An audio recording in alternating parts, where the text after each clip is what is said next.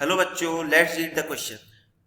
The question says two converging lengths of focal lengths f1 is equals to 10 cm and f2 is equals to 20 cm are placed at some separation.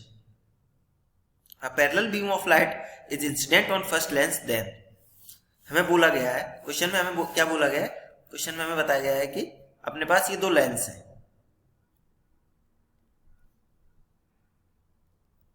कुछ दूरी पर रखे हुए हैं, same optical axis. अब बोला गया है कि एक बीम जा रही है यहां से. A parallel beam of light is incident on first lens. ये अपना लेंस 1, ये अपना लेंस 2. पैरेलल बीम बोली गई है, ऐसे मान लेते हैं हम. अब बोला गया for emergent beam from second lens to be parallel the separation between the lenses has to be 30 centimetre. चलिए मान लेते हैं, अगर हम 30 मान के देखते हैं ये पैरेलल आ रही है कि नहीं. अगर पैरेलल आ जाएगी तो ये ऑप्शन अपना करेक्ट हो जाएगा. कितना, चलिए मान लेते हैं let this distance is equals to 30 centimetre. तो इसकी फोकल लेंथ कितनी है 10 और इसकी फोकल लेंथ कितनी है यहाँ से 20. तो ये 20 हो जाएगी अपने पास, ये 10 हो जाएगी. अब क्योंकि ये लाइट पैरेलल आ रही है तो ये कैसे जाएगी, फोकस से होते हुए. अब ये इसके लिए भी फोकस है f1, लेंस 1 का भी फोकस यहीं पे है और लेंस 2 का भी फोकस यहीं पे है. सो ये फोकस से जा रही है, जब इस पे यहाँ तक पहुंचेगी तो यहाँ से फिर कैसी हो जाएगी पैरेलल, क्योंकि ये इसके लेंस 2 के लिए ये लाइट फोकस से पास होके आ रही है. तो ये आफ्टर रिफ्रैक्शन ये कैसी हो जाएगी पैरेलल. और ये नीचे वाली बीम कैसी हो जाएगी, ये भी जाके हो जाएगी पैरेलल. तो ये अपना ऑप्शन करेक्ट हो जाता है. तो for emergent beam from second lens to be parallel the separation between the lens has to be 30 centimetre. ये ऑप्शन अपना करेक्ट हो जाता है.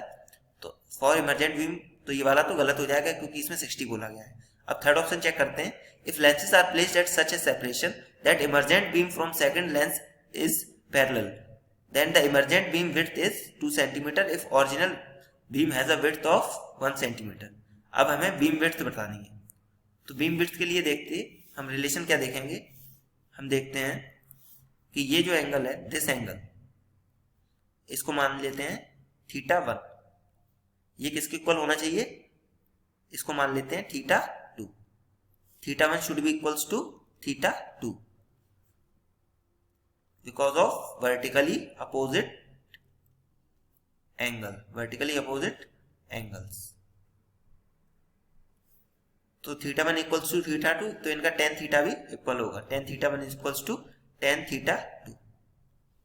अब tan θ क्या होगा, tan θ होगा ये. tan θ इन क्वेश्चन में क्या हो जाएगा, इसका tan θ हो जाएगा अपने पास this height upon this focal length.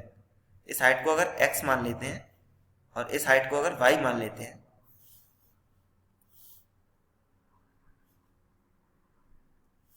तो tan θ1 क्या हो जाएगा, x upon 10 equals to tan θ2 क्या हो जाएगा, y अपॉन 20. यहां से जब सॉल्व करते हैं और x कितना बोला गया क्वेश्चन में, then the emergent beam width is 2 centimetre if original beam, और कितनी ओरिजिनल बीम विड्थ कितनी दे रखी है 1 सेंटीमीटर.